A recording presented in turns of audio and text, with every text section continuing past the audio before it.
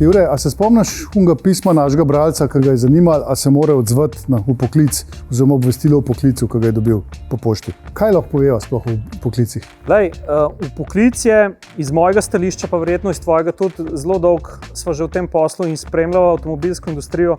V poklic je neke vrste presejalni program.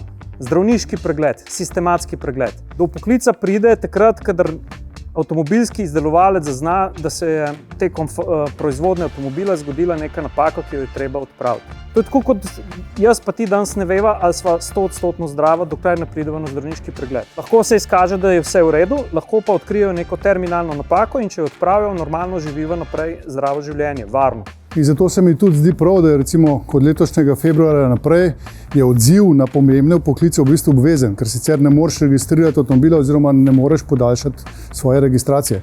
In tudi, če mene vprašaš, je to edino pravilno, ker v zgodovini avtomobilske industrije je že prišlo do primera, da se in ljudje na poklice niso odzvali zato, ker niso vedeli, ker jih je poskušala industrija skriti.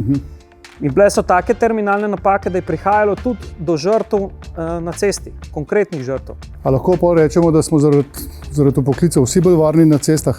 Jaz mislim, da zaradi poklicev smo vsekakor vsi varnejši na cestah in prav je, da v poklici delujejo in prav je, da se ljudje na njih odzovemo. Pa še nekaj moramo povedati, ko dobiš obvestilo za vpoklic, to ne pomeni, da boš na servisu mogel nekaj denarja pustiti. Ne? Tako, ko poklici so zastonj za uporabnike. Ne? Tako da, ko dobite vabilo na servis zaradi vpoklica, se čim prej odzovete. Tako je.